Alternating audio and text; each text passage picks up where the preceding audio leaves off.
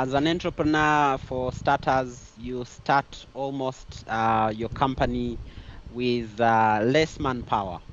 And because of that less manpower, you end up having or amassing a lot of experience.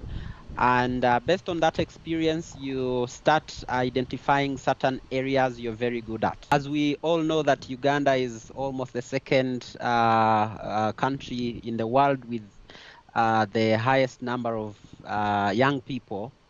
And in a country that has so much young people, it means that there is so much pressure on government, pressure on the people themselves.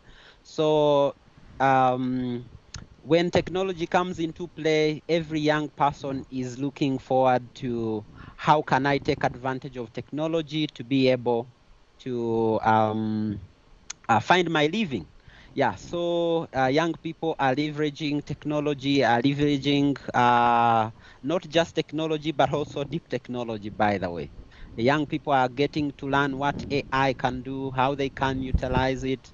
Of course, some of the challenges we get to have is when the education system is not aligning very well with the current trends of technology.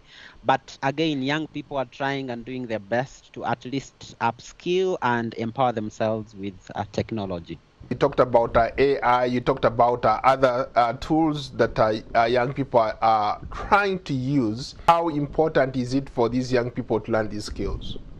Technology is driving or is actually influencing every sector, every way of life in general. So it is very important for every young person to pay attention to how they can actually not be left behind.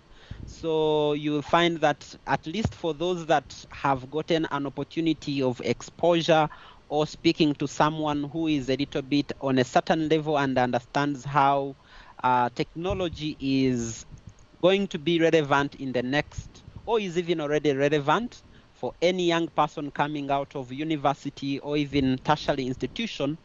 So for those few who get that opportunity, I think they are taking it up. And that is why even our kind of work or companies in Uganda that are called innovation hubs, over the past 5 years, we have gained traction, not only from the youth, but also development partners who are interested in working with the youth and government and even civil societies. I don't know if you remember this, but the first time I met you, you were still a student at university, and you told me that one of your goals was to become a technopreneur, somebody who creates a company in this space and take it places. I'm curious to know, what have you done with Tech Buzz?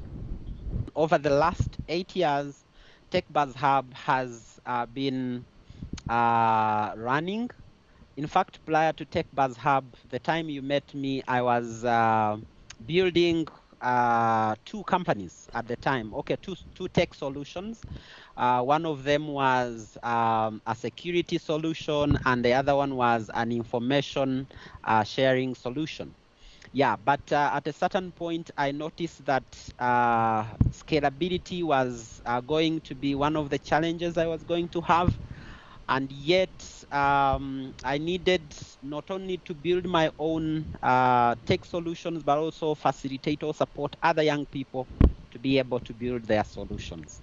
So from there, I had built up a project, which is Tech Buzz Hub today, which got some funding from Nigeria by a philanthropist called Tony Erumeru.